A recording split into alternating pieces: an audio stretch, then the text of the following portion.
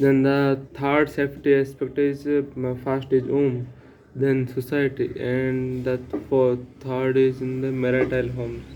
Even the marriage also they are not safe. For example, concerns are demand of dowry. The dowry related deaths we have already seen many of times, and dowry related violence also there. Then there are domestic violence, normal dowry related crimes, dowry related deaths, plus domestic violence they had to face. The why so I mean, nah, this is very common. The recommendations are the social, legal, and institutional measures. Both in social regulations, institutional regulations, and legal regulations. That the Domestic Violence Act will be seen. This must be answered. Then, and this one implemented also, not just in superficial way. Then the second is cross cultural learning. Cross cultural learning means, for example, we have to learn from the cultures of Northeast. In the Northeast, I mean, we will be seeing that there is a very low level of dowry. I mean, yeah, because one of the reason is dominance of tribal customs over religious norms. Then the second is the prevalence of matriarchal society, and the absence of arranged marriage.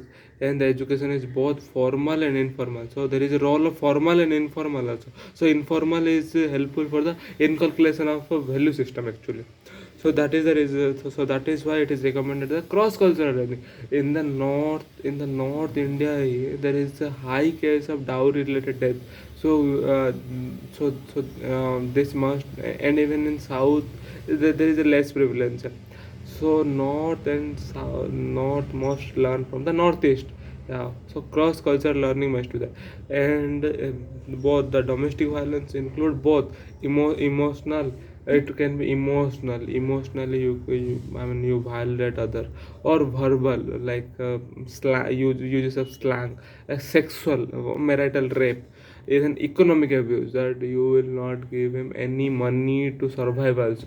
So that is economic abuse also. So domestic violence encompasses all that, both the economic part, verbal part, and the economic, verbal, the emotional part, and the sexual part also. Yeah.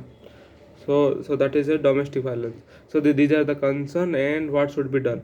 So here the case study is Dilasa project. Dilasa project is a crisis intervention project. So the name itself is crisis intervention model. So here what they do, it is a psychosocial support to women survivors. So I mean they will provide psychosocial support to women survivors, and they will give them home and other things as yeah, hospitals. I mean, yeah, that like that. Specific objectives of the project include assisting hospitals to train their hospital staff in gender sensitivity, make their hospital patient friendly, network with organ and women issues. Yes, in Dillasar project, it is a crisis intervention model where psychosocial support would be given to women survivors of the domestic violence. Then we have already seen the case of Northeast. Yeah.